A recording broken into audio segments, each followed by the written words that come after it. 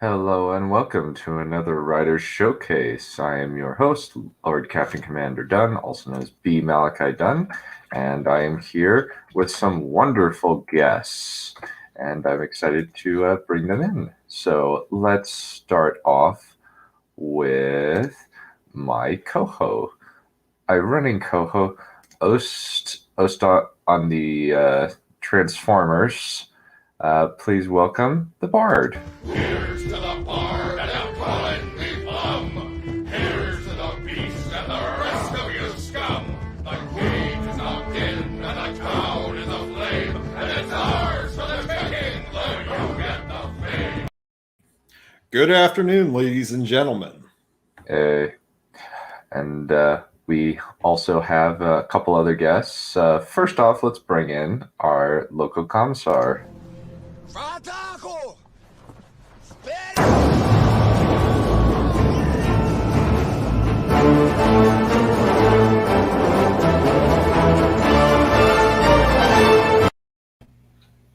Hey, I'm back. What? Also toe sucker, but I don't know if that is terribly goes over well. I fucking hate you. Well, she said I feel it in her toesies. Oh, So you fucking degenerate. what? Don't you have other people to bring in?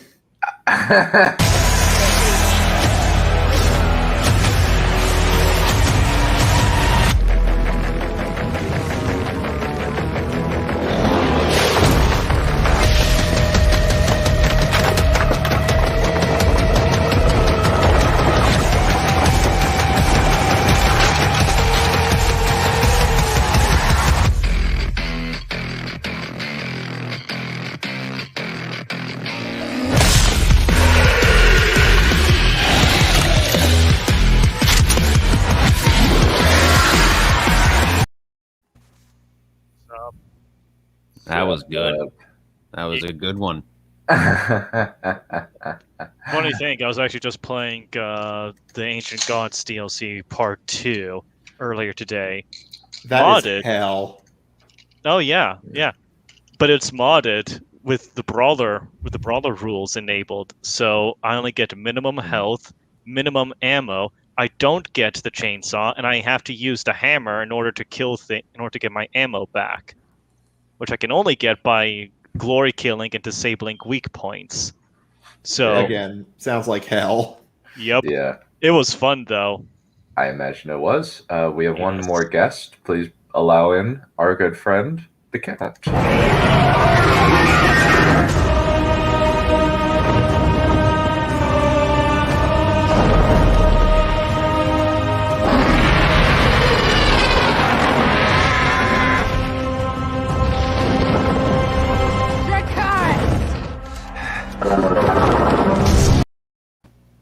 Die! What? Just because I said he's a toe sucker, like Quentin Tarantino? Done to death. Done to death. You get the pun, I hope. I know. The pun is greatly appreciated. Don't mention it. Hmm. If it's any consolation, I have no idea what you idiots are talking about. You never Good. Done to death? Good.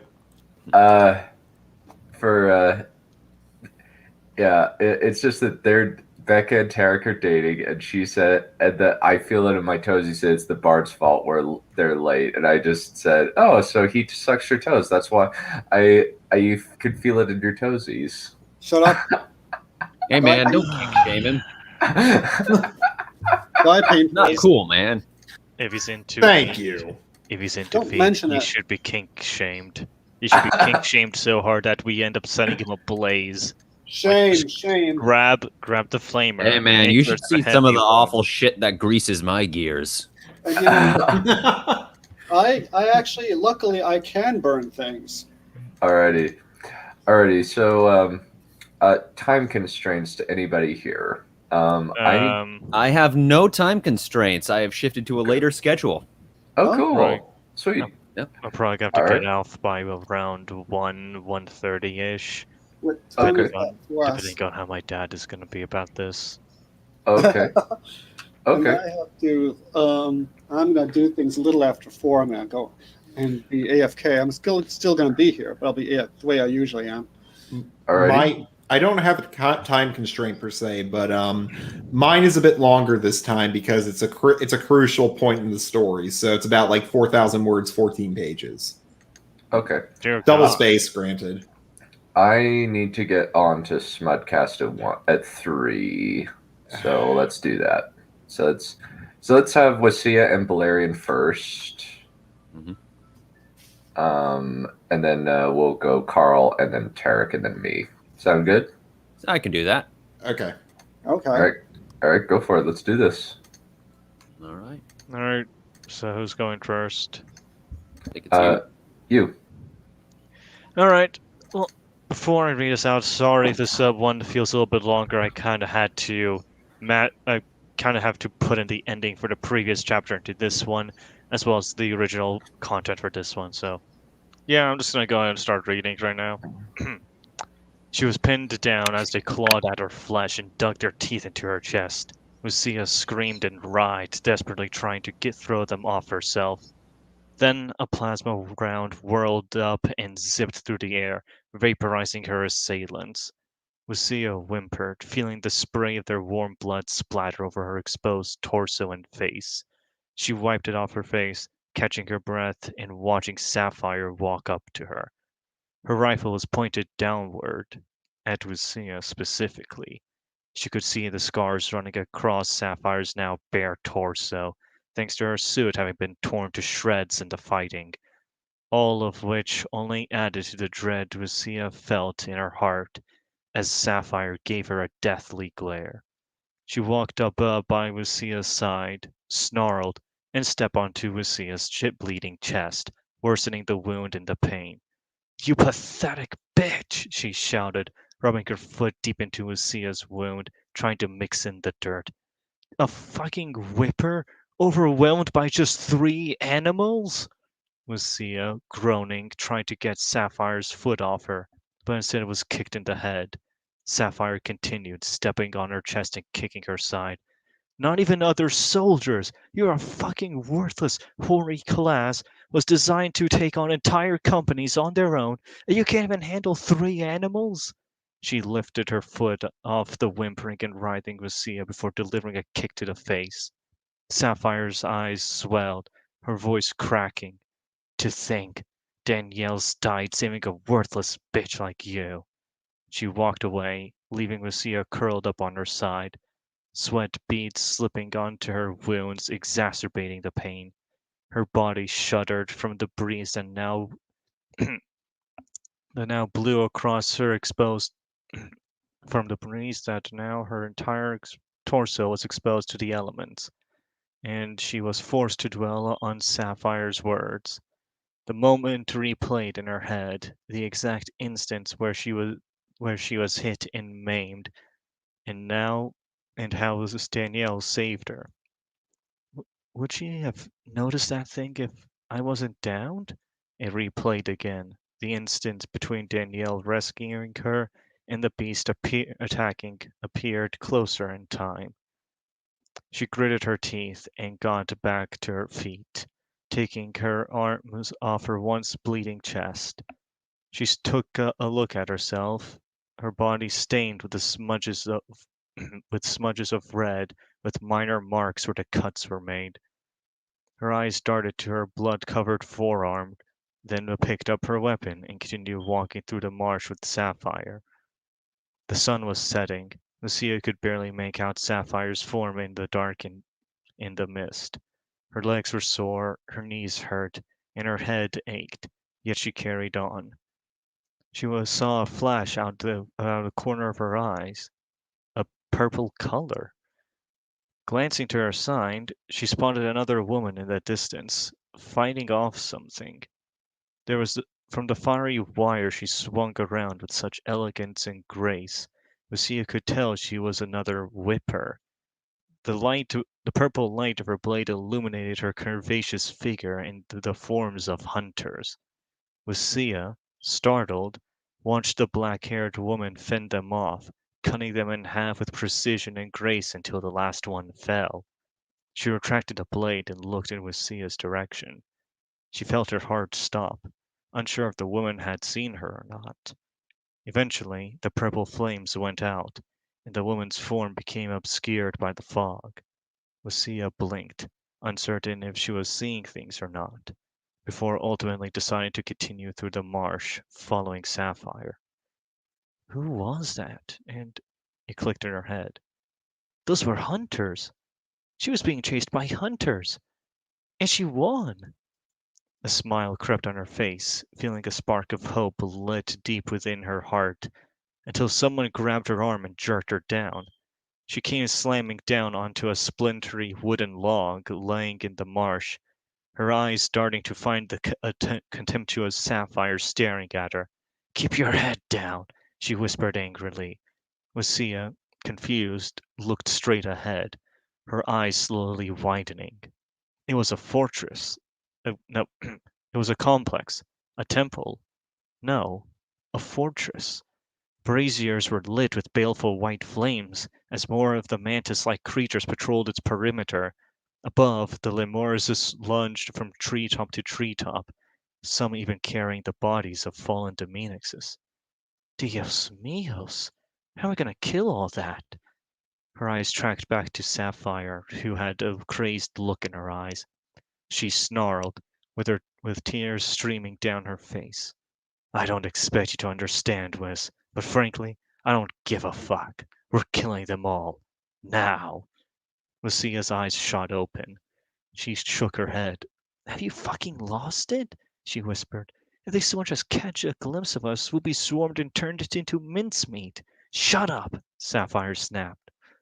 Did you forget why we're classified as WMDs?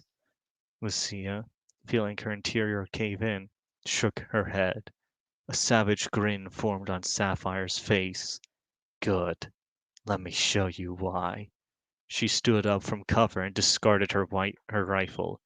She pointed her closed fist at the gates, gripping one arm with the other, and focused. Lucia watched, feeling the air spike in temperature. An outline of distorted light formed around Sapphire until her eyes began to glow a dark blue. A sapphire-colored orb formed around her fist, one that shone brighter and hotter. Electrons danced around it, electricity arcing from her. Then a reticle formed in front of her with the elegant and beautiful whirl up like a songbird. Lucia looked ahead, melting under the intense heat, and noticed their clothes and the trees around them catching fire, while the water began to boil. Sapphire let loose the sphere of plasma with a blood-fueled roar, the projectile firing fast enough to travel the distance, yet slow enough to be seen. She pulled a knife from its sheath right as the remains of her gear burned off, and rushed in, her path illuminated in blue by her flaming fist and fiery eyes. A trail of Lucia followed. The mantis's head collapsed to the ground, set ablaze by the ocean-colored plasma that flew past them. Anything not immediately killed would be stabbed by Sapphire with her burning knife, or have holes punched into them by her blazing fists. Lucia stopped at the gates, watching the creatures run out of their burning homes and dropping to the floor in a vain effort to put out the fire. They screeched and cried, a good number of them smaller than the ones she saw earlier. Some of them even had a womanly appearance. An idea slowly sunk into her head as she watched. Sapphire's rampage, no, her carnage. She saw her cut open their bellies, shatter their skulls, and split them open, and incinerated others. It was a massacre, and she was laughing the whole way through, the smile never leaving her face. Lucia continued watching, her eyes emptying and her chest hollowed. Sapphire's image began to overlap with an obsidian black form. Her blue light exchanged for gold. She had witnessed the scene already. The lifelessness in her eyes returned as she finished recounting the events to Prithvi, an emptiness that was now a day old. Prithvi hung her head, sharing in Lucia's grief. Lucia could hear a pin drop, the humming of electronics and ventilation, and even this speaker's static. At least, this was until Prithvi spoke again. I never got used to it, she explained. The violence, seeing such beautiful and kind women get thrown out to die like that. Hell, even happens to the men. Lucia glanced away from the screen momentarily, holding on tight so she wouldn't slip and fall into the pit that was despair. What you saw happen to Sophie, that's the failsafe device. The one Matri had implanted into every Dominex, and that's why she had them and you saw why she had them installed. Lucia nodded. The detonator is shaped like a black rod, often with a red blinking light where the button is. My next mission? Lucia blankly asked. You said earlier that I have a new mission. She looked back to Prithvi, seeing a vivid concern form on her face. But, right. She looked away from the camera and down at something. Your transport's actually set to arrive soon. You'll be sent to the Alps base called Bitterstone. Your commander wants you to meet up with a lady there. She's gonna help you train. Lucia, recalling who her commander was, raised an eyebrow. Hold on. He wants me to get stronger? But why? He said that you'll have black hair, purple eyes, and an uncanny familiarity? Lucia's mouth opened, her head in a daze, her mind perplexed.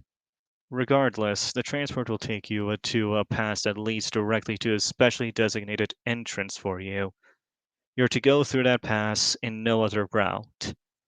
Lucia nodded, focusing solely on the on the present as best she can, even as the images burned into her mind and constantly resurfaced.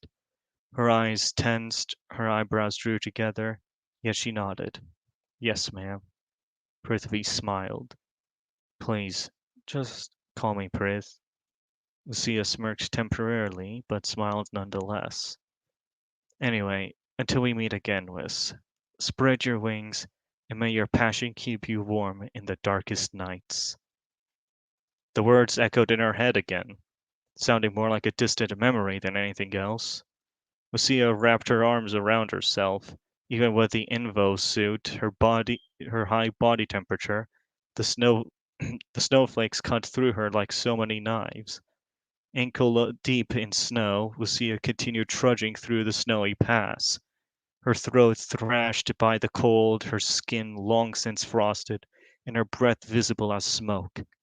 Wrapping her arms around herself, she protected the fire that was her life from being blown up by the ever-growing winds. A tear rolled from her eyes, freezing almost instantly. Closing her eyes gave her no reprieve.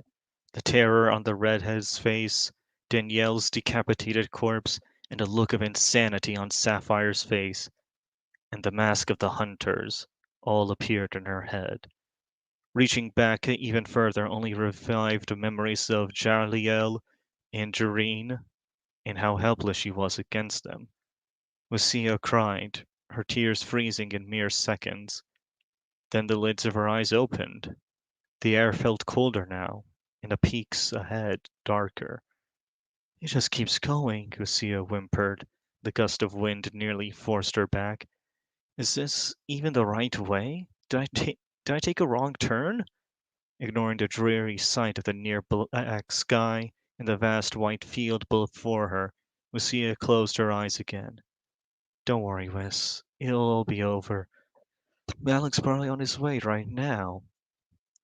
Her revived smile fading when she felt her foot hit something.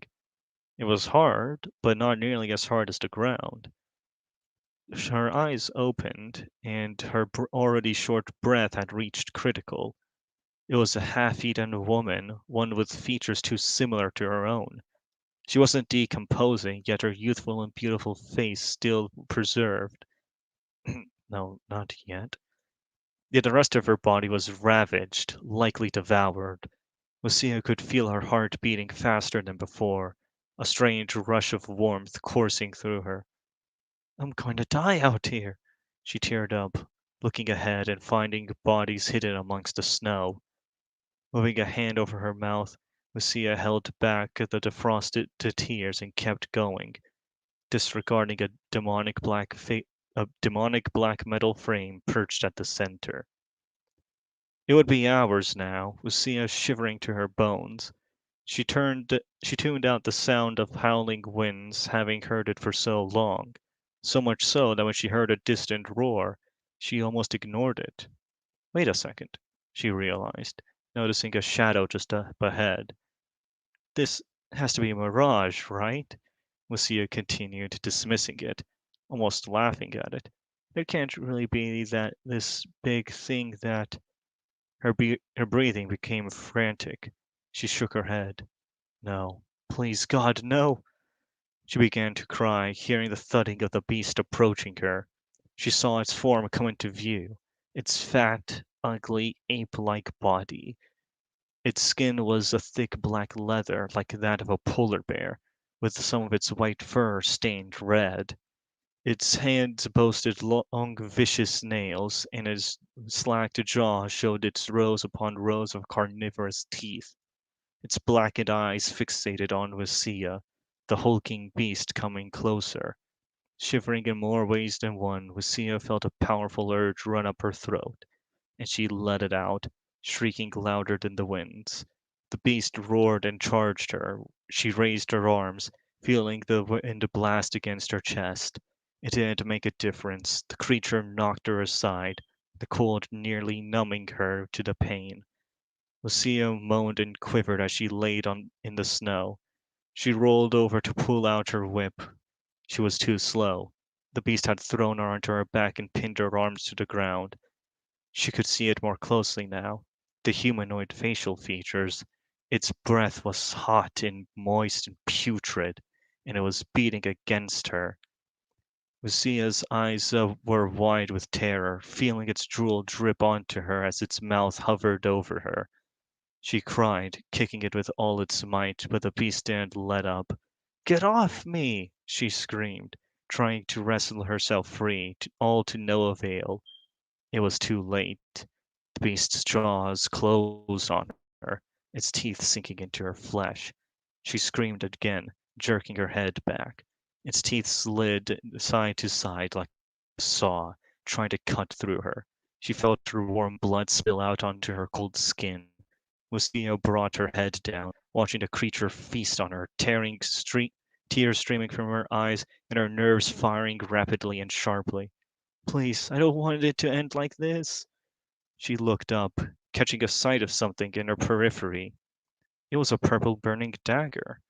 Her pupils widened as it was driven into the beast's neck.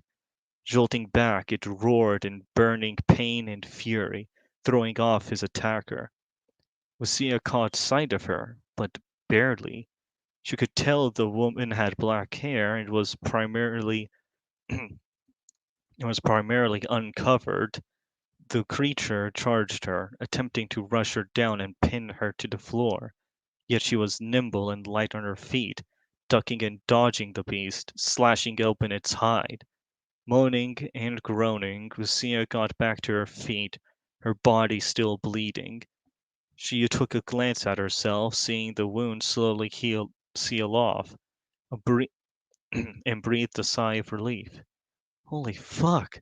I thought I was dead there for a second. Lucia checked back with the duel between the beauty and the beast, seeing the creature get the upper hand as it managed to land a blow on her. The memory of Danielle's final moments flashed through her head, and her heart became heavy. Soon, Sapphire's rage and disappointment resurfaced. She clenched her fists, recalling all the death she'd seen, and in such a short time, and she raged against it. Lucia reached for her whip blade, unhinged it, and channeled her ferocity into it, igniting the blade with pink flames. Lucia let out a warrior's cry, the young phoenix blazing through the snow, melting it with every step.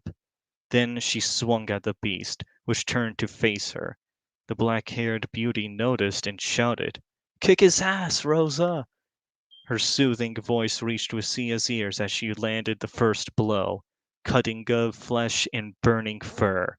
The beast reacted, backing away and charging at her instead. Lucia, surprised but not frightened, rolled out of the way and swung at its arm, nicking it. Again, the beast swiped at her. Its range was extensive, meaning she barely backed up in time. Holy fuck, that was close, Lucia worried, seeing the tip of its claw pass only inches away from her chest. She readied herself and went for an underhanded swing, cutting through the creature's thigh and followed up with another to the shoulder on the opposite side. It roared, raising its arms.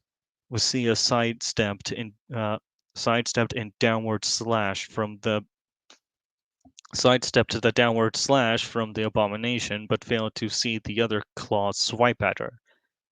Her pupils dilated, her body stammered. She placed her hands over her neck, feeling the warm liquid spill between her fingers. She glanced down, seeing the claw had cut through her abdomen and chest. The pain was burning and intense, yet she couldn't scream. Choking on her own blood and exhausted from the trek, Lucia dropped to her knees and collapsed to the ground. She barely heard the woman's screams over the howling of the winds as the darkness took her. Okay, done. Damn. That's why Very the Emperor doesn't allow female space marines. Too much bitchiness. Too much what now?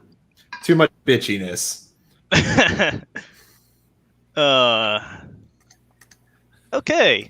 Sorry about that. I didn't actually practice that. And admittedly, this was basically the ending of the previous chapter that I left out, mashed in with this chapter over here, which is why you can easily see the break where the previous section should have ended and the next section should have begun. I didn't write out the ending for the previous chapter and present it because I felt like it would have been too long, but, you know, I had to do it eventually. It's okay. Yeah. We understand. Yeah. Yeah, it's okay to me, mostly. Yeah, it seemed okay. Yeah. Yeah, I like Tarek, the what did you intense think? action. Oh, really? Thanks, Dunn. Yep. Yeah. Yeah. Yeah. What Also, I think I should probably tone down Sapphire's reaction to Lucia being completely useless just a little bit over there, because I felt like it would be unrealistic for Lucia to continue following her after that. Yeah, there were two small word choice things, like her body stammered. Maybe that should be like staggered or something. Yeah, definitely. Shuddered, I think. Yeah. Yeah, that's a small thing though. Sorry, Becca. Maria Luna saved her. And just for clarification, that mysterious woman with the purple flames is her twin sister Maria. Wouldn't it be a riot if the main character died in the first chapter? No, because then they wouldn't be. Well, the I main mean, if you are character. going to kill the main character, first chapter is the place to do it, you know? Have the whole rest of the book to get a new one. Yeah. Sure. Yeah, no, I actually left that. I decided to do that to have her get cut across the neck and her chest and abdomen, and have her black out, just so that way she can recover, and so that way I can basically say, yeah. So now we have precedent as to what kind of damage a phoenix can take and still survive.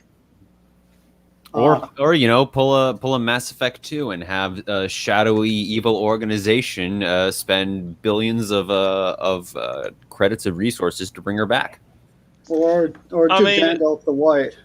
I mean, I do actually kind of pull Mass Effect 2 after the ending of this book. Spoilers.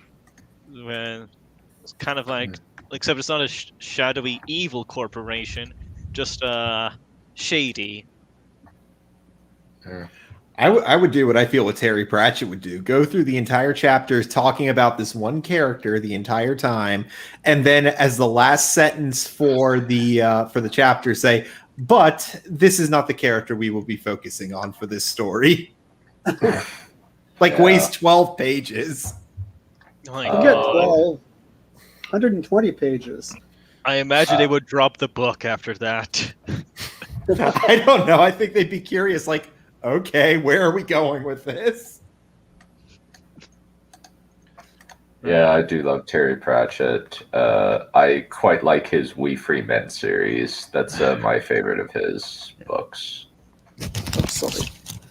Man, Alrighty. I'm gonna have to change up a lot of word choices over in that because honestly, I kind of swapped around some of the word choices because I didn't feel comfortable with some of them. So yeah, I'm gonna have to go back and just change it a bit. Yeah, it seemed okay though for the most part. Yeah. Yeah, I know. I didn't see Yeah, a lot of word Yeah. problems. because Yeah. there was a lot of what? I didn't notice a lot of problems in wording, so I didn't Yeah. see much of a tone problem this time either. yeah. Oh, thank it goodness. sounds all right to me. So that's about 3 or 2 in a row now without tonal issues. Brilliant. See? Yeah. Oh Yeah. boy, Getting better. that just makes me anxious for when I actually have to write out Yeah. Maria Luna because she does not take anything that's going on here seriously at all. Uh-oh. Yeah. That'll be amusing. Also, now you all have an answer for what happened to Sophie in the previous chapter. She went rogue. Her commander decided to pull the plug on her, and head exploded. Hmm. So yeah. Okay then. Hmm. Balerion, I've been holding on this one for a while just because of your subject matter. You gonna talk about the rabbits, George? Yes. Oh, come on, Mice and Men. Nobody got that? Nope, Oh. never Oh my seen it. god! It's a book, you fuck. Oh my I know it's a God. book, and I've actually No, I was talking to Dunn. I said I'd never heard of it. And now You never my heard Have of you it? ever read of Mice and Men? You never No. heard of it? I mean, I never read it, but you never heard of it? You never even heard of it?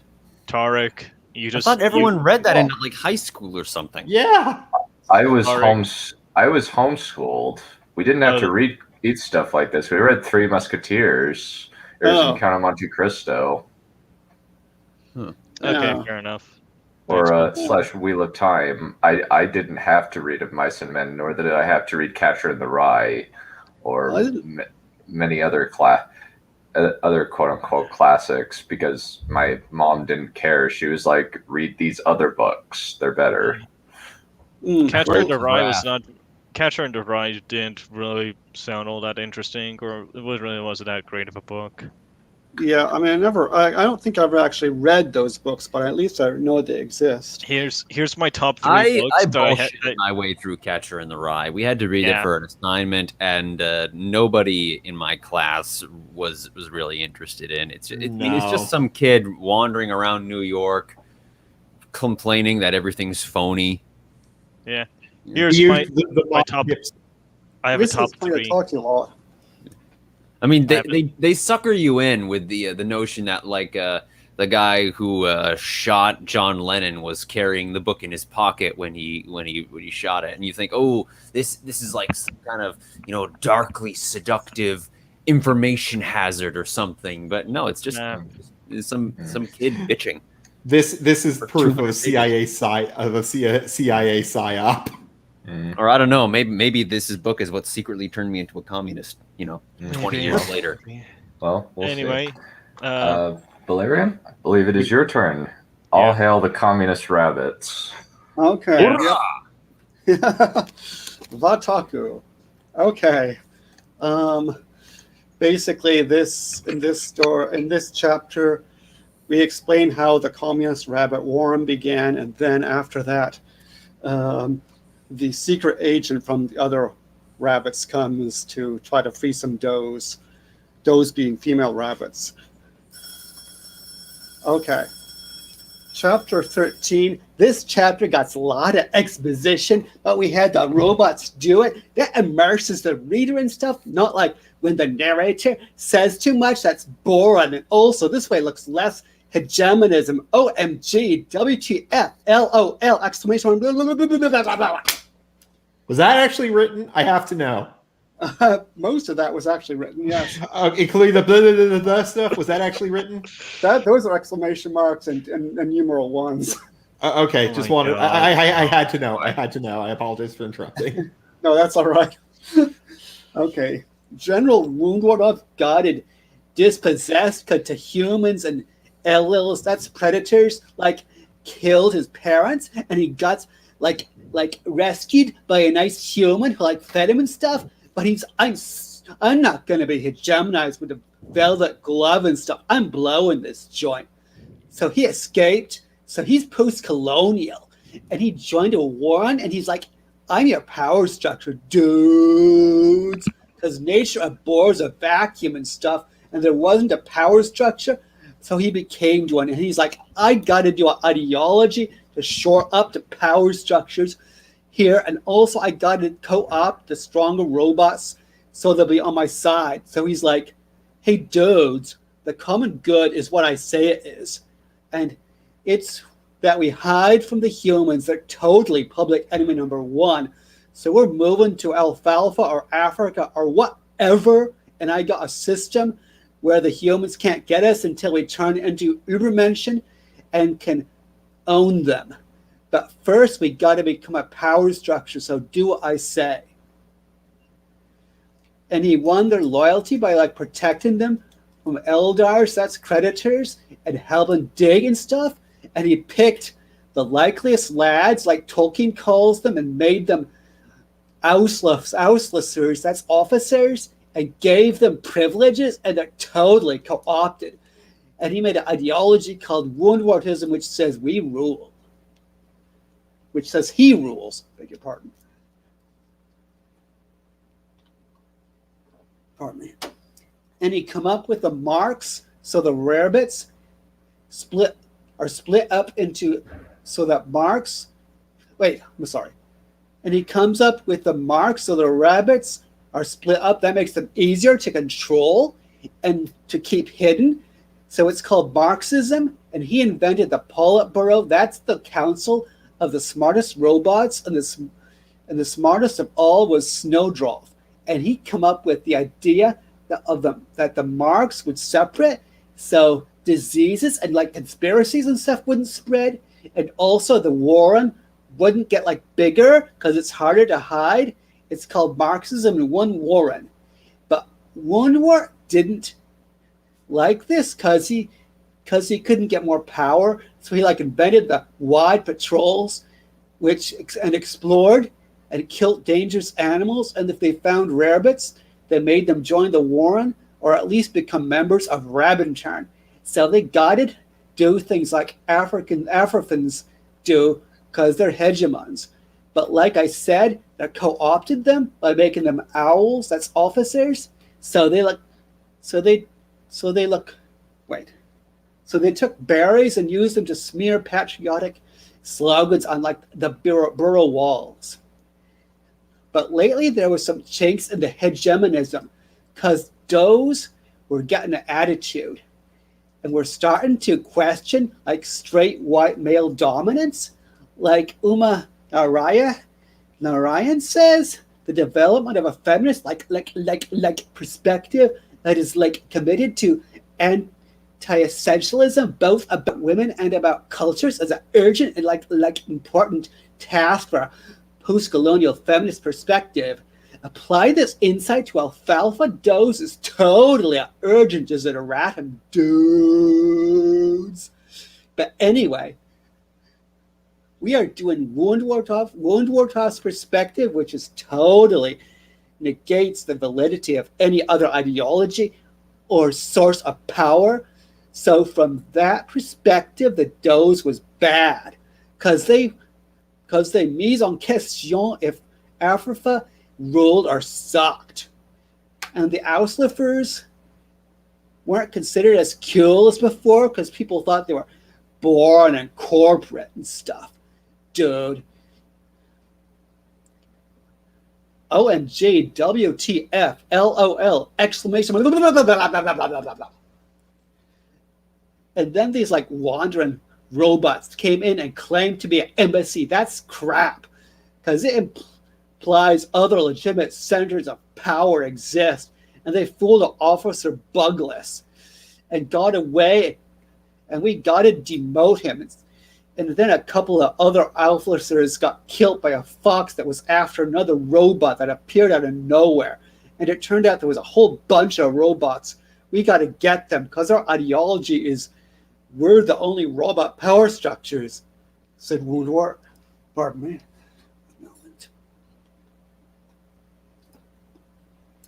Oh. Yes, sir, dude, is like Captain Chevrolet or Chevy for short. Yo, General Warnwartov, sir, dude, we got Alessi. That's any rabbit not under direct alfalfa rule, because like I said, we don't acknowledge other power structures. And anyways, he wants to join Africa, said Captain. Wants to? WTF, we'll see him tomorrow. I'm busy. He's like, Woodward. Okay, dude, sir, but it looks useful to me. Not your ordinary refugee type. This guy got grumbas, and my sentries got him at the crisscross. That's where the two bridle paths meet. So it's liminal, says Captain. Okay, fine. I'll meet him now. I don't got much time. Being a power structure takes time and work, you know, dude, says Woundwartov. Who are you? Says Woundwartov when they meet up with the robot. We know it's Bigwig, but don't say so because we're following the Africa perspective. I'm Taylor, says the rabbit. Taylor, sir, is like Captain. That's the verbalization of dominance, but Big's like, whatever. Why do you want to join Alfalfa? Says Woundwort. Like, dude, you so don't get PR. You are supposed to be all like, wow, this war rules. But you totally underestimate your own coolness. This joint rocks, says Big. And Woodward was like, whoa, no other robot ever said that. What's up? But he didn't say that. Say this because you can't undermine your own ideology if you're a power structure. Yeah, but why should we hire you? Said Woodward. What can you contribute to our organization? Question mark. WTF. Because I'm totally bad. And can beat people up, and I can spoil a story telling it because narrative is subversive anyway. And I was an officer in an Ausla, is like Bigwig. Can you beat Captain up? Says Woundwartov. Note he doesn't say clever stuff because he gotta stay hegemonic. If you want, said Big, and aims a blow at Captain who jumps out of the way, and Woundwart is like, don't be a total lamer, dude. Just tell me about your Auslifer experience. And don't bother about salary requirements because under Woundwartism, you don't get any. But there's lots of benefits. I was in an Ausla far away from here, but the humans killed this Warren because they smoked smelly white sticks. That tropes that they're evil and probably working class. But I escaped, and I heard your Warren is like, wow. So I come a long ways to join it, said Big. Okay, we'll put you as officer in the near hind marks. So Captain Chevy is your superior. He'll bite you, but don't beat anyone up unless we tell you to, because we gotta keep the hierarchy, says Woundwartov. And he got bit by the Marxists. Do they try to run away? They look pretty correctly oriented to the leading ideology and stuff, says Big, who was getting, there's an interval of time, sorry. Do they try to run away? They look pretty correctly oriented to the leading ideology and stuff, says Big, who was getting trained by Chevy and his second in command, Avon. Yeah, they're usually no trouble, but you never know. The right flank was totally correct, not in a dogmatic way, but they carry little red leaves with General Woundwart's wisdom on them and stuff, and they guided 4 lessees, that's foreign robots, wished on them in the Politburo by the Politburo, and they up and run over the Buro wall, says Avon. You gotta be strict on Balerion Hraka. That's robot poop. Because they want to be natural. Don't get the society like requires cooperated for the greater good. Because we're building the perfect lapine. That's a rabbit. Society? Dude. And that means we can't have predators smelling our poo-poo. So I make some of them dig a new latrine every day as a punishment. And if you don't find any to punish, you can always pick a random rabbit and say they did it. It's called purging, says Chevy. Probably 1 second. Like, wow, but how do you check them in from Silflay when they go out to eat, says Bigwig. They do a paw print on a leaf, and they keep one copy to show. And we see it, if it match the copy that they give us, and the Politburo has a paw copy, but that's only if extreme stuff happens, said Chevy. If an elder lets a predator turn up, we just bolt for the nearest hole, but no rabbit will run towards a predator anyway, because even dissidents aren't stupid, you know, added Avon. Much more is there of this? Woof. Okay.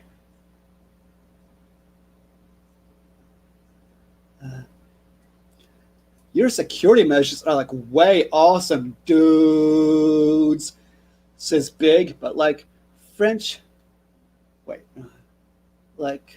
scholars say, etre and paraître, like appearance, like reality and like appearance, and Big's paraître is like wow, but his reality is like this sucks. These guys are hardcore.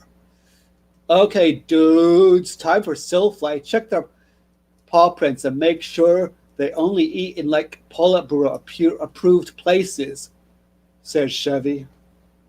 Let's see. And when they gets outside, Bigwig sees a rabbit whose ear cells totally messed up because power structures operate by messing up your aesthetics. And obviously the inherent violence of the system had totally got him. And it was like surrounded by 2 Hraka guys. You remember they're secret police? And Big's like, who are you, dude? And he's like, I'm Blackarov, dude, sir. And Big's like, wow, you must be a wounded veteran with an honorable escort. Are you here to Silflay? And what heroic stuff did you do? But he like so misread the signifier and signified that, like Tolkien says, Bart's is kind of lame. He's like, I'm all of that, and I'm so avant-garde. And we're like, whatever, dude. What was avant-garde 30 years ago is like way lame now. No, dude, I don't eat now, cause I'm like, is like Blackarov and the Hraka officers like, get on with it, dude. And Blackarov's like, I'm here so the Mark can see my punishment for trying to defect because of the blandishments of rabbitalism and betraying the rabbitariat. The Politburo is merciful. The Politburo is merciful. I love Big Brother and stuff, sir. Dude. He tried to defect and get past Checkpoint Cottontail, and Captain brought him back, and he's supposed to be shown to all the marks. They won't last much longer. Dude, says Chevy. And Big's like, wow. And he sees that 3 or 4 does, one of them was like Dandelion, but in a clever okay, maybe I'll stop there and continue the rest of it later. Hopefully I'll remember where I left off. What I the can't hell? even remember where you began. Me neither. Holy Space crap. Junk. As to your question, is this coherent? I can confirm, as a card-carrying communist, this is completely nonsensical. These words mean absolutely nothing. Well, Communism is in big, screaming scare quotes. To quote Homer Simpson, what the hell are you talking about? This is the right-wing caricature of what communism is. Just in case you know I'm not actually right-wing. Yeah. Well, you're Still doing fun, a very though. good job. Still absolutely fun. I love those little references. Checkpoint Cottontail. Yeah, that was fun. I like Yeah, it's like Mission Impossible version of communism. That James Bond version, that kind of thing. I have no idea what you're talking about. I feel confused and scared. Also, Barthus, was that Roland Bart? Yes, Bart. Yeah. Yep. Mispronounced, of course, because these rabbits have no idea what they're talking about. Yeah, Bart. Barthes. Yes. Yep. Gotta love them French names. Roland Barthes. I think Oh, no. everybody is collectively going. What? What? Yeah. Hey guys. Yeah. Sorry Okay. to interrupt like this, but I am no, gonna have to what? actually get off now. Alrighty. All right. See No you worries. later. See you later. Alright. Sorry. Alrighty. Bye. It's Have a okay. riot. Thanks. Alrighty. I do have to say, you have achieved your goals with this one, Balerion. This one was hilarious. Good. Oh yeah. Yeah. I mean, so long as it's amusing, who cares if you understand it? Alrighty. They don't understand it either. The rabbits don't understand it either. Right. I believe it is Carl's turn, then Tarek, and then me. All right. Excellent. So yes, it has been 3 weeks, I think, since my my last appearance here, and yeah, we're on chapter 4. And if you don't know what's been happening or you don't remember these past few chapters, don't worry. I will be posting a Google Doc of all the chapters in my little section of the Discord, so you can all catch up on Shenna's story so far. Now then, chapter 4, Elira. The pleasure barge shuddered as it came to rest before a small staircase leading up from the canal to the walkway. The silver-haired woman dismounted without a word, and Shenna followed up the steps after her, clutching the crow tightly to her chest. The journey had not taken particularly long, and the cushions had given it a reasonable measure of physical comfort, but the crushing silence had kept Shenna from truly relaxing. With her feet on solid ground once again, Shenna looked up and found herself standing at the foot of a massive stone wall. It was easily 5 times her own height, and looked as though it had been carved from a single mass of gray rock. Beyond the wall, Shenna could see a large building, made from the same featureless gray stone, and just beyond that, a lofty, towering spire, perhaps the tallest building in the entire city. A few hours ago, Shenna would have stared in utter amazement at the idea that such a structure could even exist at all. But by now, her reservoir of wonder had run dry, leaving only apprehension and dread. The silver-haired woman was making her way up a broad stair towards a gate of iron and ebony. Shenna started after the woman, but came to a stop at the base of the stairs. She looked back at the boat where the 2 guards busied themselves with ropes and knots. The rest of the walkway was deserted. If Shenna decided to run, nobody could stop her. The chance would probably never come again. "Come along now, girl," the woman said from the top of the stair. Shenna jumped at the voice and quickly followed the silver-haired woman up the stairs. As soon as she crested the final step, the dark gate swung silently open, and she followed the silver-haired woman through the stone arch. The flagstones beyond led through a dense garden. Square hedges lined the path, and stone walls covered themselves with ivy and lichen as if in disguise. Trees spread their branches low and wide over the paths, filtering the sunlight through their leaves. Off to the sides, a pair of fountains bubbled happily away amidst beds of well-tended flowers. Shenna felt as though she had stepped through a doorway into another world. At the side of the path, 2 figures in gray robes sat on a stone bench, carrying on a placid conversation. One of the pair chanced to look in Shenna's direction and pointed with a frantic whisper.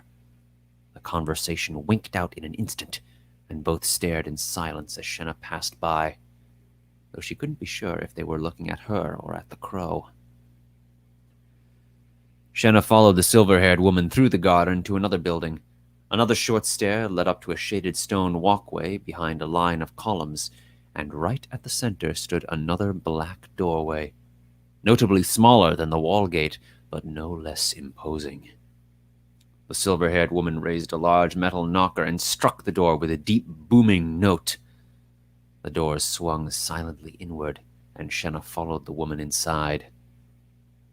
The first thing Shenna noticed as the door closed behind her was the darkness. Lines of braziers burned with deep red flames on either side of the stone corridor, but it was a poor substitute for daylight. Shenna couldn't see more than 10 paces ahead of her, or how high the ceiling was, or if there even was a ceiling. The walls behind the rows of braziers were hung with tapestries, but Shenna couldn't make out any details beyond basic shapes and patches of lighter or darker colors. It was also colder in here. Compared to the warm flagstones outside, the smooth, chilled floor tiles felt like walking across ice. The air was still, but not damp as one might expect of cooler places in early summer. As Shenna followed the silver-haired woman down the corridor, she also noticed that the flames were not giving off any heat. How was that possible? How was any of this possible? Magic, of course.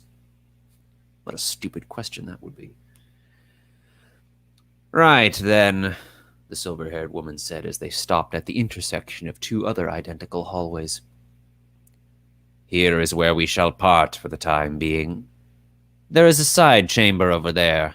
The woman pointed to a narrow doorway between two hanging portraits, only just visible as Shenna's eyes struggled to adjust to the ambiance.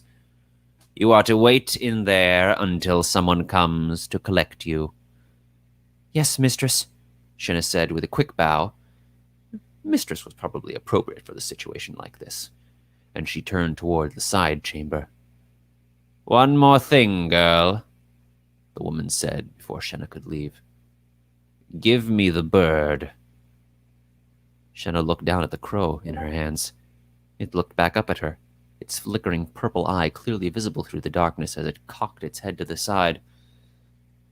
Shenna looked back at the woman, her silver hair gleaming red in the firelight, her black robe seeming to melt into the darkness. What did she intend to do with the bird? Would she hurt it? Would she give it back when she was done? Did she have a choice anymore? Slowly, warily, Shenna held her hands forward, offering up the creature. A moment later, the woman scooped it up with a single black-gloved hand, and Shenna watched as the gleaming skeletal half of the bird's skull turned frantically about before the creature disappeared into a fold in the woman's sleeve. I'm sorry. Right, then, the woman said. I don't expect this will take longer than half an hour. We'll send someone to collect you when we are ready. Shenna watched as the woman turned about and vanished into the darkness. Then she walked over to the side chamber. For the first time in days, she was truly alone. The room was much more well lit than the hall beyond. Red silk wall hangings caught the light of the fires burning in the wall sconces in the corners. It was also a much smaller space, only 5 paces from one side to the other, and not much longer lengthwise. The ceiling was almost low enough for Shenna to touch if she jumped or stood on one of the benches along the wall. The floor was also carpeted, a merciful change from cold, slippery tiles and rough, hot flagstones. As Shenna set herself down on one of the benches, she noticed a ticking sound.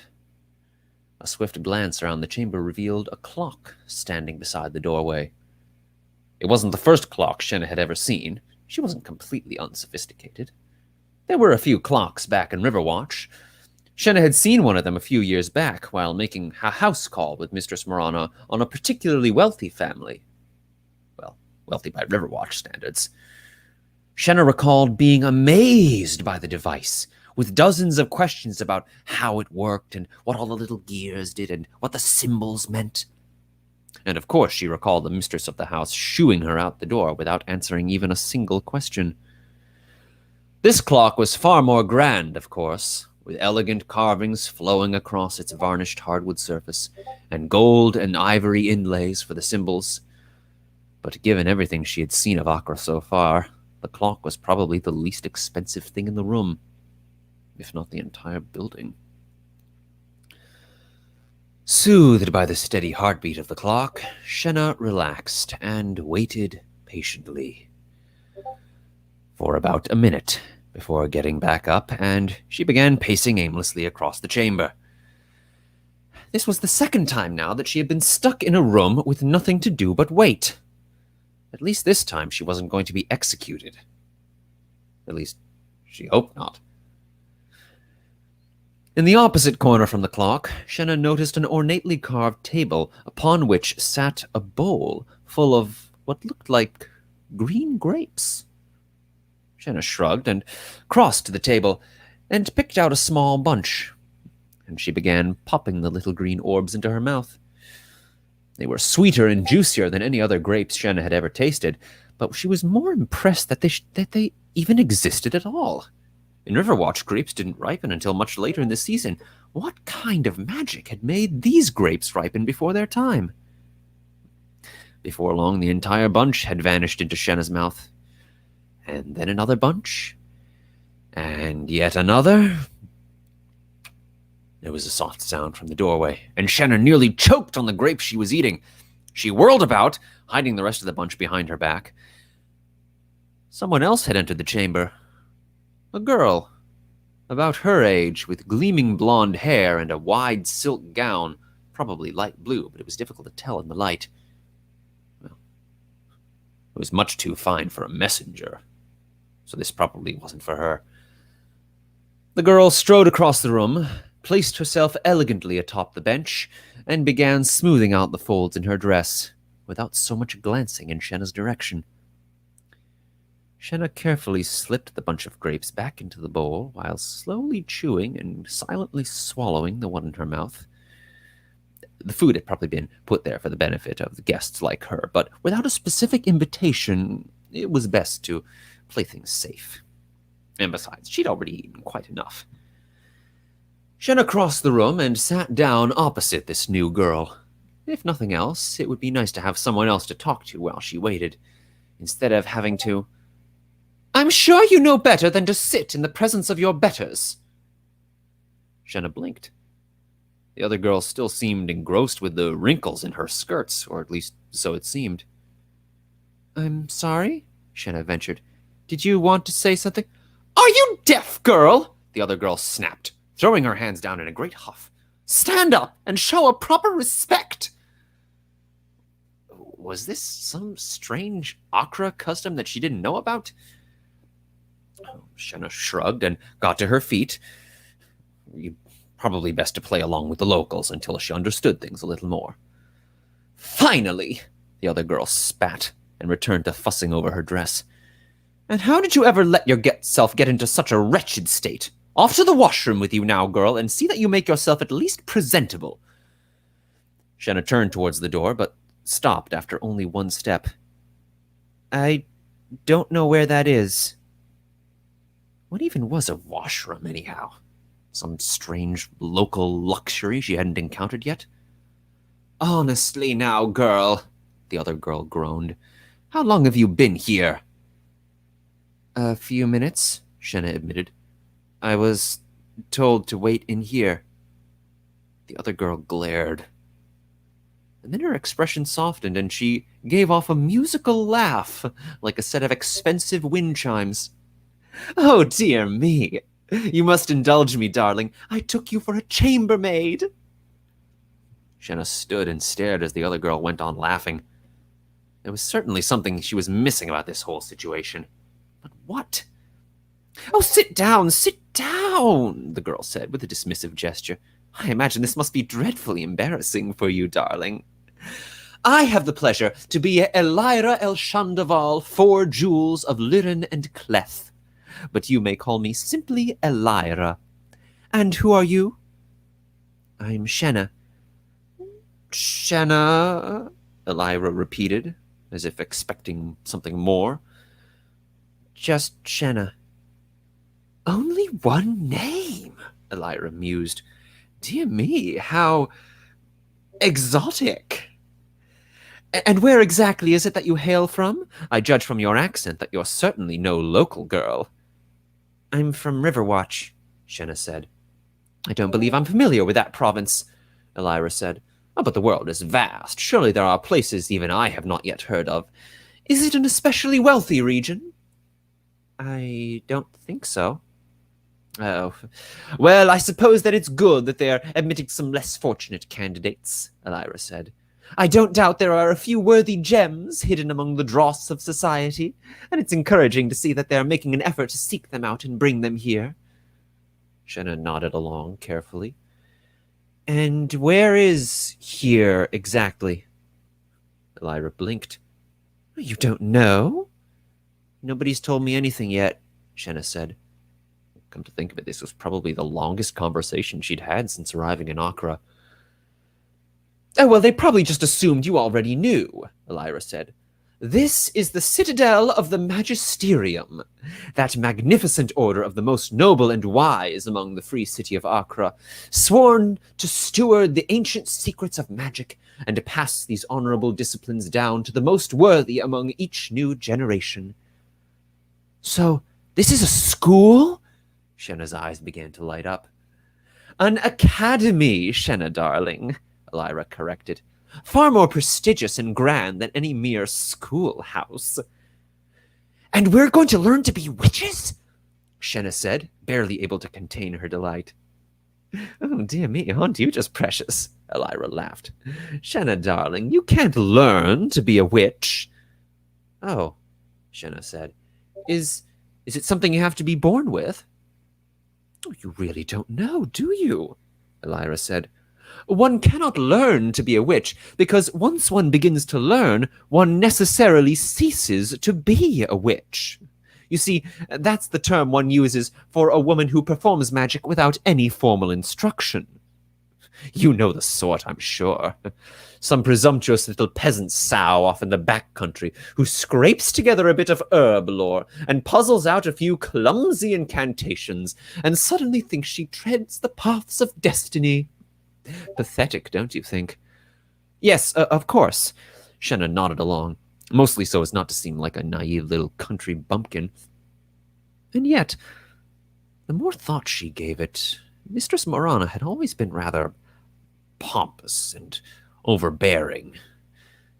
And plus, Shenna had only ever seen her use 2 spells, with no indication that she knew any others. And didn't all that blustering about blasphemous knowledge make for just the perfect excuse for not knowing any more? Why, Mistress Morana had been little better than a fraud, a half-baked amateur trying to pass herself off as a well-seasoned expert. Shenna was almost embarrassed to have been her apprentice. Doubtless after a year or 2 with the Magisterium, Shenna would be 10 times the witch that Mistress Morana could ever hope to be. Well, no, not a witch. There had to be a different word for it. In any case, Elira went on, my ambitions are set far higher than any mere witch could dream of. I shall make for myself a place among the most high and renowned in all the land. I shall dazzle and amaze all before me with my command of the mystic disciplines and my knowledge of the deepest mysteries of magic. I shall be a sorceress. A sorceress, Shenna repeated. Yes, that was a good word. A dignified word. Precisely, Elira said. You'll be a sorceress too, as well, I don't doubt. If that's what the Magisterium intends for you, of course. One can never be certain of their purposes. Yes, of course, Shenna nodded. Her enthusiasm suddenly chilled. So, her future was still undecided. At that very moment, a figure in black robes stepped through the doorway. The Conclave has asked for you, he said. Wonderful, Elira said, getting up from her seat with a great rustling of skirts. Well, it has been pleasant chatting with you, darling, but I must... Not you, the messenger said, without so much as glancing in Elira's direction. His gaze was fixed on Shenna. Come with me. And with a cloud of possibilities blinding her thoughts, Shenna got up and followed the messenger out of the side chamber and into the darkness of the hall beyond. And there we shall leave it for today. I'm intrigued. This is very. That was great. Thank you. Is there an echo? Yeah, there is.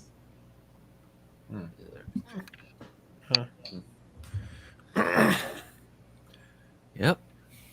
But okay, it's gone now. But yeah, that was really engaging, I have to say. Thanks. I have to say that Illyria is quite gracious, and I hope Shenna's properly grateful. Well, one can hope, of course.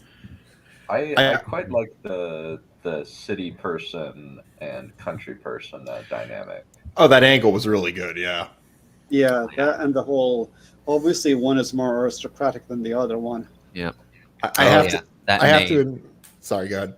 Yeah, the name Elira El Shandaval, 4 Jewels of Liren and Cleth. That's one hell of a name. Yep.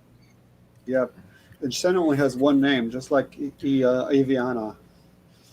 Yep. That's what I was about to say. In my world, if she had said that, it's kind of like, oh, so you are the chambermaid. Yep. And out of here. Yeah, get the fuck out of here.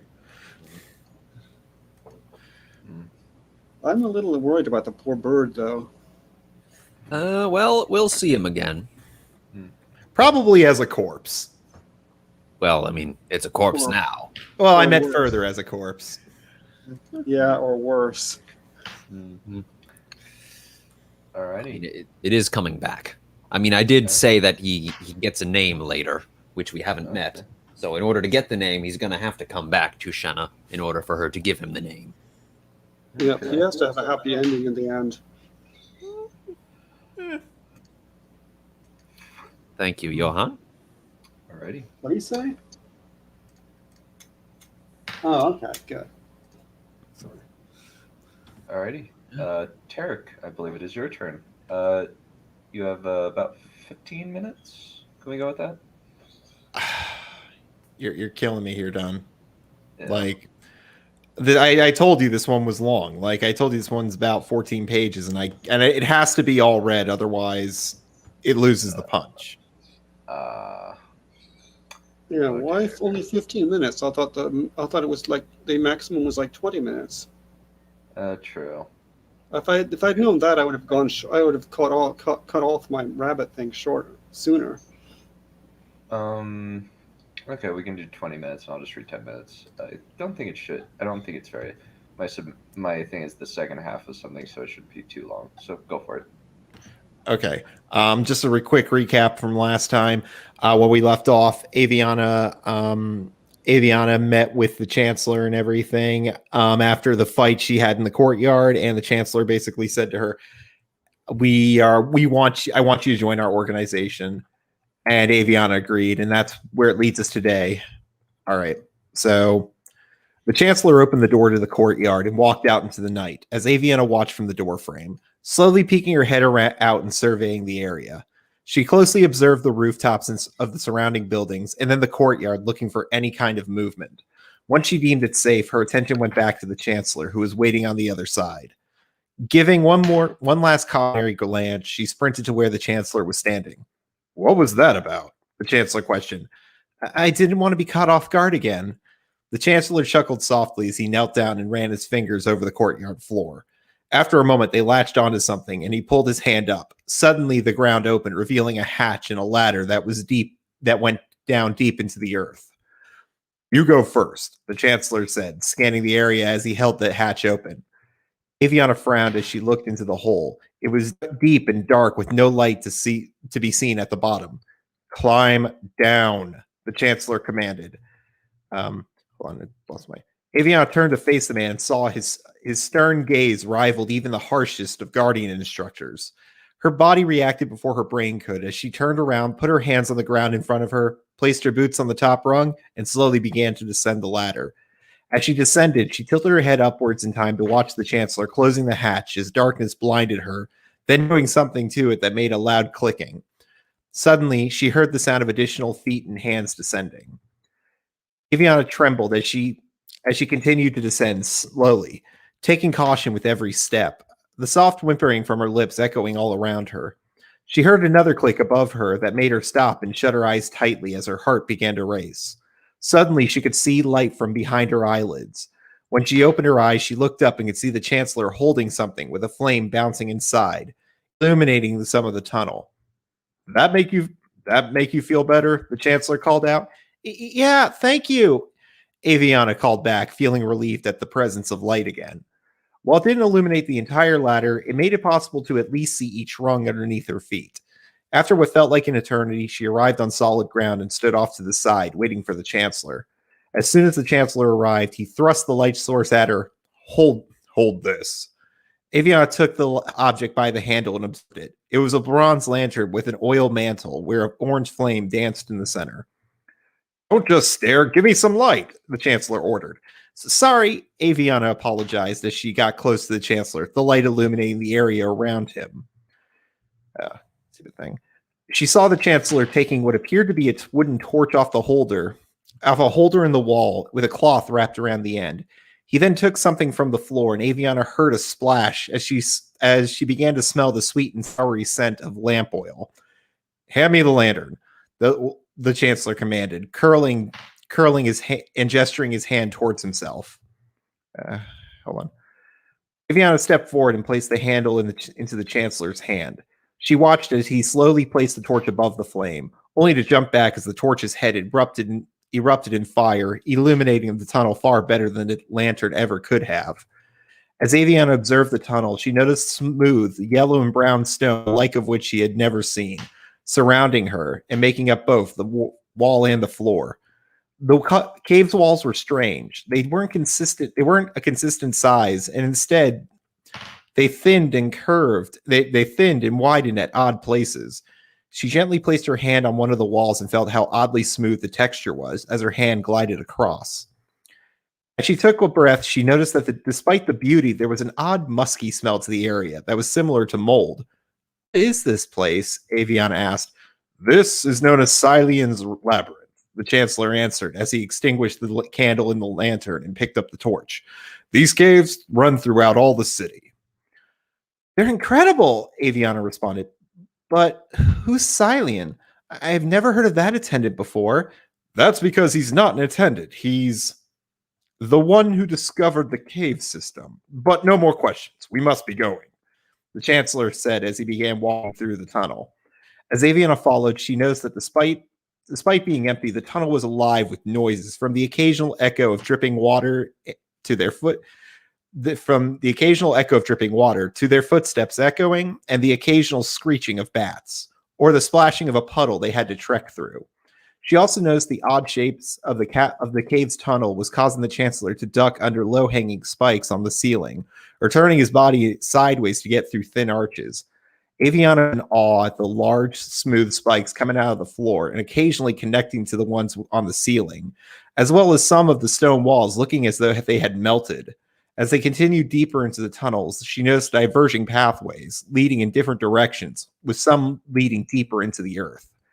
Yet, despite her amazement, she found her legs becoming tired as the smooth, polished stones ascended and descended at random places, almost falling on the wet ones at several points. After what she felt was days walking, she placed her hands on a damp wall for support as she hunched over and took several labored breaths. Suddenly, the Chancellor stopped and turned to face her. She started, but was cut off by her labored breathing. I apologize. I just need a moment, Aviana finished. Take your moment, but when we continue, be sure to follow me closely. Otherwise, you won't be able to find your way out, the Chancellor warned.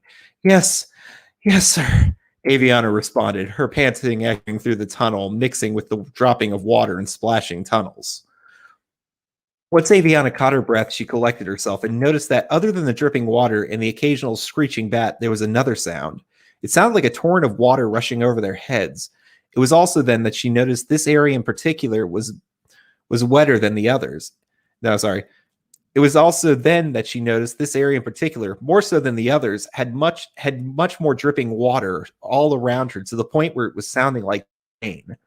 What is that? Aviana asked, looking upwards, attempting to find the source of the sound, but seeing nothing other than a large collection of spikes and dripping water.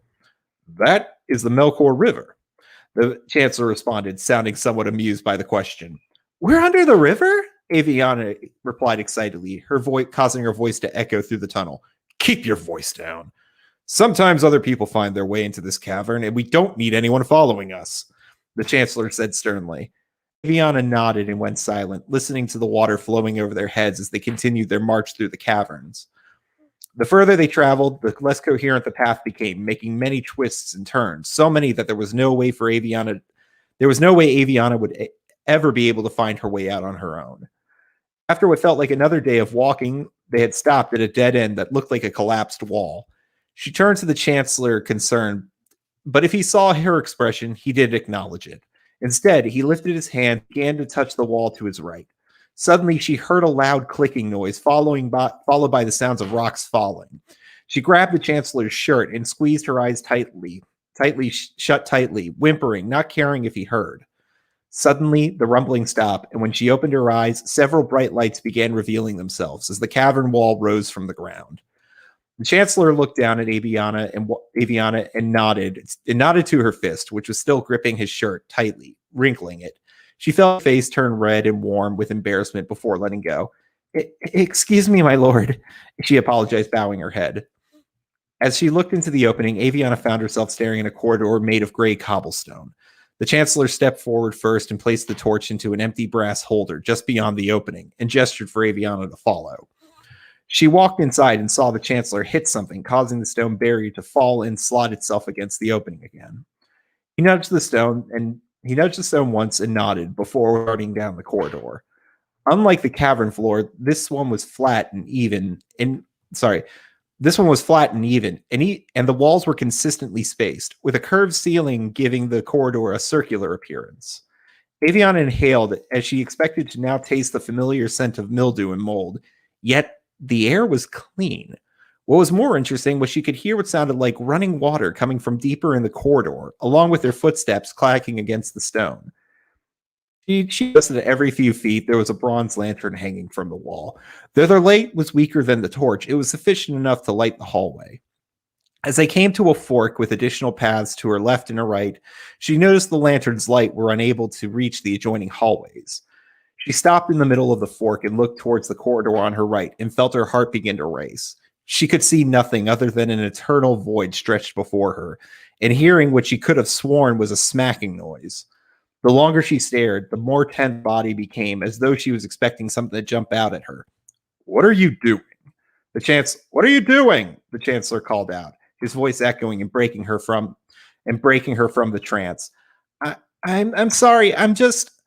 What are down these corridors? Aviana asked, her voice trembling. Nothing that concerns you. At least, not yet, the Chancellor answered. Now keep up, we're almost there. Aviana took one last look into the corridor and then shook her head. She turned and ran for the safety of the lanterns and the Chancellor. When she was back by her side, she felt her heart starting to ease and her breathing slow as they continued. After making several turns in various twisting hallways, Aviana found herself in a large circular room shaped like a dome. Unlike the hallways, there were no lanterns on the wall to illuminate the area. Instead, a collection of tall iron candelabras surrounded the center of the room, which were illuminating a round wooden table. As she followed the Chancellor into the room, she saw that around the table sat 6 shadowy figures in large chairs made of dark wood, with large backs to them. As the two entered, every figure turned to them, and though she couldn't see their eyes, she could feel them observing her every move. Every shadow around the table wore the same dark robes, with hoods obscuring their faces and gloves covering their hands. The only chair empty was sitting on the other side of the table, with the front facing them, revealing its red padded backrest. Stay here, the Chancellor whispered into Aviana's ear. He left her side and walked over to the empty chair and took a seat in it. Everyone at the table silently turned their gaze towards the Chancellor, and Aviana watched as the Chancellor coughed into his fist and then began speaking. You may approach, the Chancellor ordered. Aviana slowly began walking towards the table, her footsteps echoing around the room, keeping her head down and banging with her fingers. Once she arrived at the table, she raised her head towards the Chancellor and the other figures. Welcome to the Court of Ravens, the Chancellor announced in a dignified manner. One of our members believes you have the potential to become a useful asset to our organization. They believe with the proper training, education, and discipline, you will become a useful asset to both us and the city of Tyrann. You will be expected to perform the will of the court and uphold our most sacred vow of secrecy. Be warned. Breaking our sacred vow is the highest of crimes in this court, and the punishment for doing so is severe. Aviana gulped and felt her body stiffen. By agreeing to be here, you have already accepted our invitation. However, as is our tradition, I will now hear objections from the court's magistrates. If you have an objection, now is your time to speak. Suddenly, there was a sudden outburst from the table as everyone began to yell at the Chancellor. Everyone began to yell at the Chancellor, their displeasure echoing around the chamber's walls. The Chancellor slammed his fist onto the table, causing the room to go silent again, and the other members to sit up straight in their seats. We will have order, the Chancellor commanded, before sitting straight up in his seat again. The hooded figure sitting closest to Aviana's right turned his head, and a gruff male voice began to speak. Have you gone mad? You've let a complete stranger to our doorstep. How do we not know that she isn't a saboteur? A saboteur? She's a child. She could be a crow that got left behind. We've inducted them before, a light female voice replied. Cadrip droppings. The crow mother always informs us if we are to shelter one of their members, a nasally male voice replied. The arguments grew more heated the longer it went on, though the voices never got as loud as they did when the argument started. However, the constant bickering made Aviana's head throb in pain as they echoed all around her. Look how frail she is. I thought she'd even survive training. Why should we waste our resources? A figure with a thick accent questioned. We can't trust her. Just look at her. Hungry, desperate. She's a street urchin, and I'm willing to wager if she leaves, she will attempt to expose us. The nasally voiced man followed up. As the shadowy figures continued to express their displeasure, Aviana cut her hand into a fist. All of them were talking about her and occasionally insulting her, which was something she can handle despite how it hurt. What was really making her angry was that none of these figures were even looking at her while they did it. She dug her nails into her palm, attempting to stop herself from doing something foolish.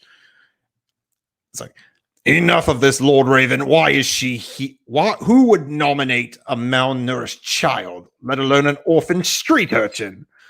The hooded member with harsh, almost scratchly voice inquired.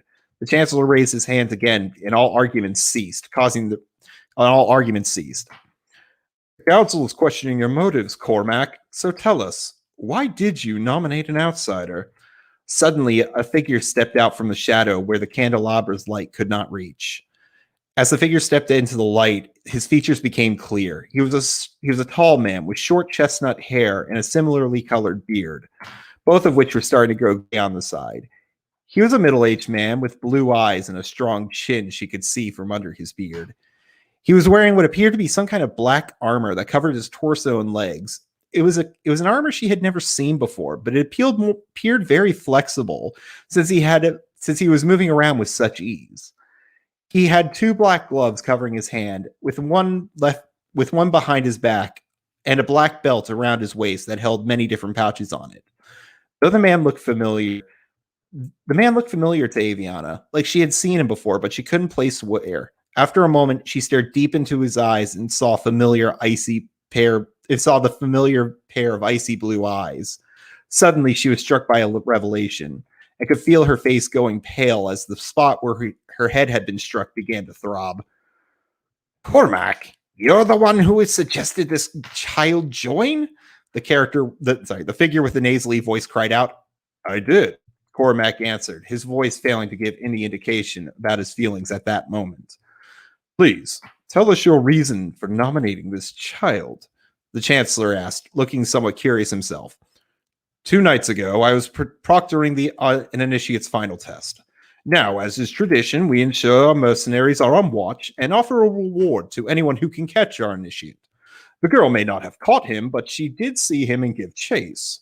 Cormac began, his voice every as strong as his face. The few times our initiates have been spotted, the spotter normally either runs for help, ignores the situation, or, as in this case, give chase if they're foolhardy enough. She decided to chase after our initiate, and being truthful, she did a fair job keeping up with him. However, being a child, she tired before he did, thus letting our initiate get away. I grew curious, though. Would she have continued the pursuit, or would she have given up due to exhaustion? So I picked up where our initiate left off, and had her pursue me until we arrived at a dead end. Normally, I would have thought it would end there. She would think I disappear, and would most likely run off for help. Yet, to my surprise, she stayed and searched for me. I was even more surprised when she found me. You are being soft on her, Cormac. You are never seen unless you want to be, the figure with the foreign accent accused. At my age, making such a foolish mistake, no matter the opponent, could be fatal, Havren. No, she found me herself, Cormac replied, his tone unchanged. So she was able to spot you and was willing to chase down one of our initiates. How does that qualify to join us? The figure with the light female voice asked. Because she has no history, Talon, Cormac replied. I'm sure you've all heard the rumors of a civet entering the Mages College. There was a quiet muttering of confirmation. This girl is that civet. She has no family, no loved ones, and most would say no future. Her path is every bit as open as it is blocked. I think we should take this opportunity and create a new asset for our organization. Tyrion has dropped a blank slate in our laps, and this is our opportunity to craft something that could be far more useful than if we were just to let her go on her own. The sound of mumbling began to echo through the room again as the various hooded figures turned toward each other and nodded or shook their heads. Iona turned her attention towards the Chancellor, who looked somewhat perturbed as his hands began to stroke his gray beard. Silence! The Chancellor commanded and raised his hand, the room immediately going quiet as every figure turns toward the Chancellor. I have heard your stance on the matter, and I believe you are right. And I believe you are right to be suspicious. And to be quite frank, I agree with your concerns. There are many unknowns. For all we know, she could be an agent trying to infiltrate our ranks. However, I personally do not believe that this is the case. Through my interactions with this child, I have come to the conclusion that if properly trained, she could be of great use to us. Her lack of history and attachments make her a nice fit for our line of work. Her status as a civet all but assumes our enemies will underestimate her, thus giving us the advantage. Finally, being a child and a civet, if she were to expose us, no one will believe her, and she would be trivial to do away with. The Chancellor said, looking Aviana deep in the eyes, his expression firm and his voice serious. Aviana felt a weak whine leave her throat, but kept quiet. Therefore, it is my decision this child is to join the court. I also decree she is to be trained in our ways, and while in our halls, be treated no differently than any other member, regardless of her status, the Chancellor finished. Aviana surprised the room went silent. She had been expecting some kind of protest or disagreement when the announcement was made, but none ever came. Cormac, seeing as you are her sponsor, it will be your responsibility to mold this child into an agent worthy of our organization. Aviana's gaze was pulled from the Chancellor, and as she looked at Cormac, who was staring at her. Looking into his stern eyes made her body tense up again, like a frightened rabbit. It felt like he was studying her, his eyes tracking even the smallest movement, as though he was searching for something. After a moment, he turned his head back to the Chancellor and nodded. As you wish, Lord. I will ensure to see to it that the girl is trained and prepared to perform the will of the court, Cormac said, bowing. Before we adjourn, she must sign the charter, the Chancellor announced. Cormac approached the table, though she could see him, his footsteps were eerily silent. His footsteps were eerily silent. After a moment, he was towering over her, at least 2 full heads taller, and in his left hand appeared to be what was a rolled up piece of yellow parchment. I don't know how to write, Aviana whispered, lowering her head to the floor as shame washed over her. Looking at the stone floor, she didn't see Cormac kneel down, but suddenly heard his voice in her ear. You don't have to in order to sign this, he replied. She lifted her head and watched him as it walked towards the council table and unfurled the parchment, laying it flat in front of her. The parchment was ancient, with its yellow, almost sickly appearance, and words that appeared to have been re-inked many times. There were several dark, rusty-looking stains at the bottom of it. The parchment had a musty scent of age that wrinkled her nose when she inhaled. Do you swear to uphold the tenets of the Ravens, to keep our secrets sacred, and to perform the will of the court? Cormac asked, his voice echoing through the room. I swear, Aviana replied softly, though unsure what the word tenant meant. Cormac looked down, wordlessly took a dagger from his belt and handed it to her, so that the hilt was towards her and the blade was towards him. Take this, he ordered. Aviana gently took the hilt, wrapping it around her hand. It was much heavier than the one she was fighting with earlier, but at the same time, it felt much better than the one she had. Okay, hold on. Aviana turned back to the parchment and prepared herself for the next step, still somewhat confused as to what they wanted her to do. With the drawing of blood, you can commit yourself to the court and to our cause, Cormac announced. Aviana stopped and lifted her head towards the Chancellor. It was then that she noticed that every finger was looking at her with a quiet intensity. The Chancellor wordlessly gestured towards the charter and folded his hands, watching her. She gulped and looked down at the blade, watching the lights from the candelabra flicker and wave in the blade's reflective metal. The dagger trembled in her hands as she slowly put it towards the palm of her left hand. Holding her breath, she made a small cut into her palm and nearly let the dagger drop out of her hands as she wanted to cry out in pain. While she hadn't made the deepest of cut, the pain was still intense as tears leaked from her eyes. She placed the dagger on the table and found a blank spot in the charter and squeezed her palm, letting out a stifled cry as blood dripped onto the page. Once she was finished, Aviana held her palm in her other hand, feeling blood beginning to drip down the side of it onto the floor. She watched as the council stood up, including the Chancellor. With that, the contract is signed. We welcome you, Aviana, to the Court of Ravens, the Chancellor announced. Your training begins tomorrow. Cormac, see to it that she gets back safely, the Chancellor ordered.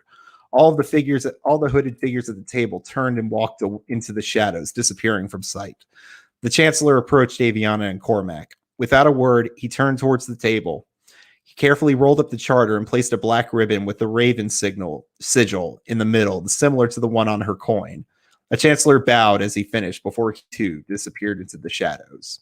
And that's it. Damn. Interesting. That reminds me of the chapter I have to write for next week. Seriously, we gotta get us a crossover. I was thinking that too. I was thinking that exact same thing. Yep. There was I did skip over the whole thing with the knife. There was more detail to that, but I know we're short for time.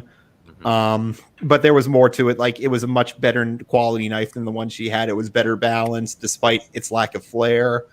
I skipped over that just because I know Dunn needs to get on to, Smud. Yeah. Oh yeah, foreign accent equals Russian. I initially made it French. I forgot about it because I was trying to rush. I'll just call it good, and I'll just read my stuff later. It's fine. I started late. It's my fault. Yeah, no worries. It happens to everyone. Did they fix the wound on her hand afterwards? No, pain is how you learn. So well, that's lovely. So I think that I'm just gonna have to put like a cap of 3 people on the last Friday of the month, since I'm usually on Smudcast that day. I'll just do that. Start doing that. I think that's what I'm gonna do. But I'll do a little stream or recording. I'm not sure. Probably recording, and I'll just, if anybody wants to come on, they can totally come on and say what they think. and I'll just put it out on probably Tuesday or something. All right. But All right. I unfortunately must leave you, my friends. I have Maggie May Fish to deal with. She's All talking about Zack Snyder saying the cat. Oh joy. Yep. All right. Well, we will see you guys later. Bye. See ya. Yeah. Well,